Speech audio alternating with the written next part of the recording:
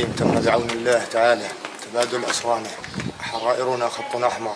الآن سيتم تبادل الأسرى بالقوة، والمعركة مفتوحة بإذن الله تعالى، ولن نتراجع حتى تحرير محافظة درعا كاملة من أبطال الجيش الحر.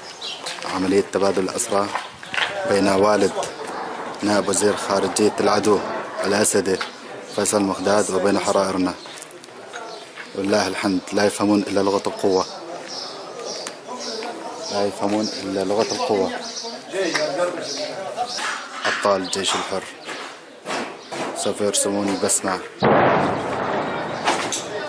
على شفاه نسائنا وشيوخنا وأطفالنا. معركة ومعتصمة أبطال لواء شهيد حوران يقومون باستلام الحرائر. الله أكبر. عملية تبادل الأسرى مع والد الشبيح فيصل مقداد نائب وزير خارجية النظام الغاشم. الله أكبر. معركة انتصار للدين والشرف والوطن.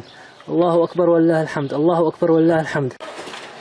6/6/2013 عملية تبادل الأسرى بين أبطال الجيش الحر لواء شهيد حوران وبين شبيحة الأسد. عملية تحرير الأسرى لله الحمد ضمن معركة ومعتصمة. لله الحمد والكرامة. الله أكبر. الله أكبر. مشاعر النصر. الله أكبر. تحرير معتقلين. الله أكبر. أبطال الجيش الحر عملية ناجحة لاستلام الأسرى. الله أكبر. الله أكبر. الله أكبر. الله أكبر.